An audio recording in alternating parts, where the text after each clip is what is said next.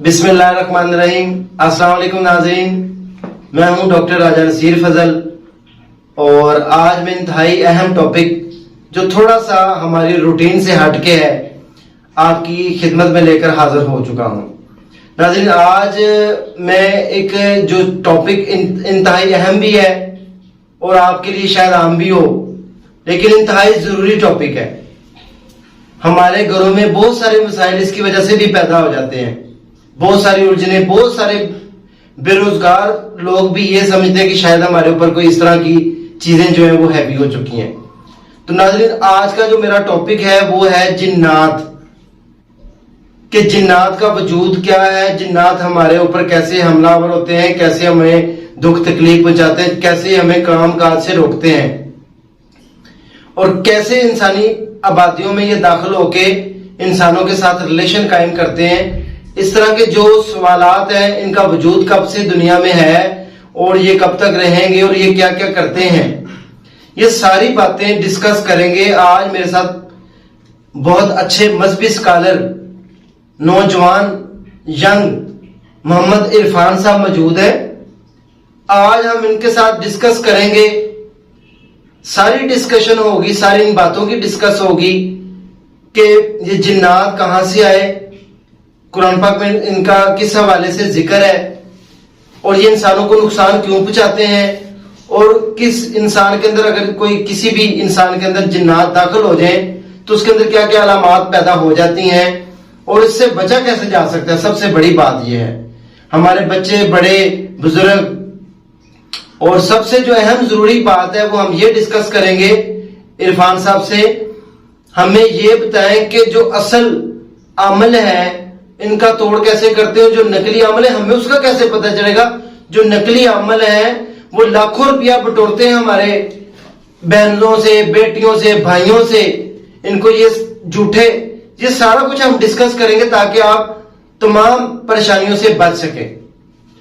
तो गुफ्तगू का आगाज करते हैं। अस्सलाम वालेकुम इरफान साहब। वालेकुम सलाम व रहमतुल्लाहि व बरकातहू।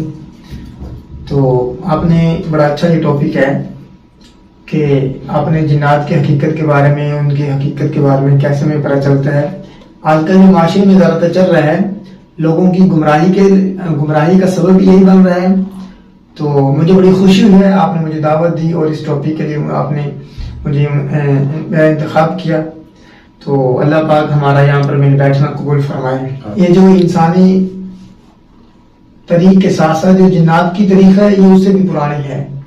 ये हजरत आदम अलैहिस्सलाम की तख्लीक से पहले अल्लाह ताला ने ये जिन्नात को पैदा किया था। इंसान की तरीक पैदाइश से पहले, इंसान की तरीक से कई साल पहले ये जिन्नात मौजूद हैं। अच्छा। और इसका ये कुरान हदीस से ये साबित है। जी जी। ये जो कुरान हदीस में आम हर उलमा ये आयत को पढ़ता है और हर बंदा इस आयत को जानता है कि अल्लाह ताला ने इंसानों और जिन्नों को अपनी इबादत के लिए पैदा किया है। बेशक ये जो जिन्नात है इंसान की तरीक से पहले के लिए है, इंसान की तरीक से भी पहले है। अल्लाह ने इसको, जिन्नात को अपनी इबादत के लिए पैदा किया है। आगे ये आया था कि इंसान के जो जिन्नात हैं ये मुख्तलिफ तरह के जिन्नात हैं, मुख्तलिफ अक़साम के हैं। कुछ बाद जिन्नात ऐसे हैं जो उन्होंने आका अलैहिस्सलाम का कलमा पढ़ के मुसलमान हुए हैं, और कुछ जिन्नात ऐसे हैं जिन्होंने कलमा नहीं पढ़ा, मुसलमान नहीं हुए, वो काफिर हैं। जिसे आप देख रहे हैं, सबसे पहले ये शैतान को देख रहे हैं, ये बड़ा मशहूर मारूफ है जो पूरी दुनिया को गुमराह करने के ऊपर लगा हुआ है।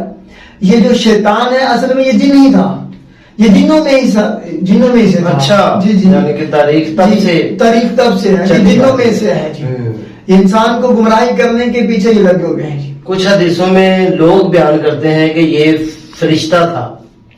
ये जो बयान करते हैं जो फरिश्ता था, ये फरिश्तों में से नहीं था, ये जिन्नों में से था। कुरान की इस तरह का अल्फाज है कि वो जिन्नों में से था, लेकिन अल्लाह ने इसको मुकाम इतना अदा किया हुआ था, इतना मुकाम अदा किया हुआ था कि ये फरिश्तों का सरदार था जी। इन्होंने अल्लाह की बड़ी इबादत की, यहां तक कि मलाइका का सरदार बना।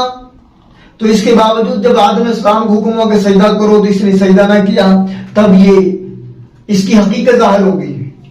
जब इसकी हकीकत जाहिर हुई तो फिर इसने अल्लाह की बारगाह में हम कलाम किया कि मैं आपके बंदों को गुमराह करूंगा, मैं जो इंसानियत इसको गुमराह करूंगा। इस हवाले से ये होता है इंसान, इसकी तारीख है जिन्नात की, ये बहुत पुरानी तारीख है जी। تو سر آپ ہمیں یہ بتائیں کہ یہ انسانی آبادی جہاں پر ہوتی ہے، جی جی بہت سارے لوگ یہ کہتے ہیں کہ انسانی آبادیوں میں جہاں پر لوگ ہوتے ہیں وہاں پہ جنات نہیں ہوتے، یہ جنگلوں میں، پہاڑوں میں، اجاڑ بیابانوں میں، اس کی کیا ریالٹی ہے؟ ذرا ہمارے ناظرین کو یہ بات بتائیں اور کلیئر کریں کہ کیا انسانی آبادی اور گھروں میں جنات داخل ہو سکتے ہیں؟ جی، یہ بہت خوبصورت سوال ہے. یہ جو سب سے پہلے دیکھنا ہے کہ جنات کی آبادی کتنی ہے. یہ جو جنات کی آبادی ہے انسانوں سے کئی گنا 10 گنا زیادہ ہے جی. اچھا، آپ یوں سمجھ رہے ہیں کہ جہاں جتنی انسان ہے اس سے 10 گنا زیادہ جنات کی آبادی ہے. تو اس کا لیکن یہ جو ہمیں یہ سارے پھیلے ہوئے ہیں، اس کا جی مطلب جی ہر طرف پھیلے ہوئے ہیں جی. انسان کی جو تعداد ہے یہ تو کم ہے، جنات کے مقابلے میں یہ کم ہے. اور دوسری بڑی اہم بات ہے کہ انسان کی زندگی 65 سال 70 سال 80 سال ہے، لیکن یہ جو جنات کی عمر ہے یہ کئی سو سال تک ہوتی ہے. اب دیکھ لیں آقا علیہ الصلوۃ والسلام کے یہاں دنیا سے گزرے ہو گئے 1400 سال گزر گئے ہیں. ایسے جنات بھی موجود ہیں جنہوں نے آقا علیہ الصلوۃ والسلام کے دست مبارک پر بیعت کر کے کلمہ پڑھ کے مسلمان ہو گئے تھے. ابھی تک 1400 سال عمر گزرنے کے باوجود ابھی وہ زندہ ہیں. اچھا. کچھ جنات ایسے ہیں یہ تو ہر جگہ موجود ہوتے ہیں جی. اور آقا علیہ الصلوۃ والسلام کی ایک حدیث مبارکہ بھی ہے کہ آپ جب کسی سوراخ کے اوپر پیشاب نہ کریں، استنجا وغیرہ نہ کریں، اس کی وجہ یہ ہے کہ ان کے یہاں پہ راستے گزرنے کے راستے ہوتے ہیں. انسانوں کی یہ جو دنیا ہے یہ ایک دنیا انسانوں کی، لیکن جنات ہر دنیا میں ہے.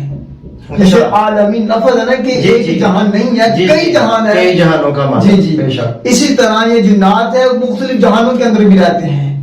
یہ جو سوراخ ہے، جو زمین کے اندر سوراخ ہوتے ہیں، اس کے اندر یہ پیشاب کرنے سے منع اس لیے کیا گیا ہے کہ تاکہ جب یہ کوئی انسان ایسی حرکت کرتا ہے تو ان کو تکلیف ہوتی ہے، اس تکلیف کی وجہ سے وہ انسان اس میں مبتلا ہو جاتے ہیں.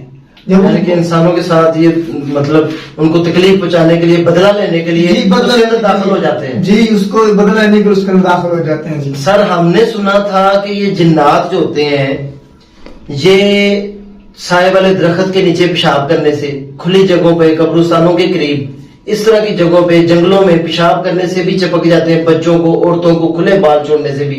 اس کی کیا ریالٹی ہے؟ یہ جو جنات ہیں، بعض جنات ایسے ہوتا ہے کہ ہم ان کو ذرا بھی کوئی تکلیف دے دیں تو اس کا اپنا بدلہ لینے کے لیے وہ کرتے ہیں. انسان جا رہا ہے، وہ بعض دفعہ جنات وہاں موجود ہوتے ہیں تو انسان کو نہیں پتا چلتا، تو وہاں پر وہ کوئی اس طرح کی حرکت کر دے، پیشاب وغیرہ کی حرکت کر دے، تو وہ اپنے غصے کی وجہ سے وہ اس سے بدلہ لیتے ہیں. بعض جنات ایسے ہیں کہ آپ گزر رہے ہوں، اس نے آپ کو دیکھ لیا ہے، جیسے ہی اس نے دیکھا اس کو آپ حسین لگ گئے ہیں، خوبصورت لگ گئے ہیں، یا آپ کو کوئی حرکت لگی ہے تو وہ آپ کے اندر آ جائے گا. جی عاشق ہو جائے گا. عاشق ہو جائے گا. یہ اچھا لفظ رہے گا نا جی، جو ہم نے سنا ہوا ہے کہ وہ آپ کا عاشق ہو جائے گا. جی وہ عاشق ہو جائے گا. پھر وہ کیا کرتا ہے جی، کچھ جنات ایسے ہوتے ہیں وہ ویسے ہی کسی کو دیکھ کہتے ہیں اس کو تنگ کرتے ہیں. جی یہ بڑی اہم بات ہے. اگر ہمارا کوئی گھر ہو، ہم اس گھر میں رہتے ہوں، تو وہاں پر کوئی آپ گندگی پھینک دے تو ظاہری بات ہمیں تو غصہ آتا ہے نا.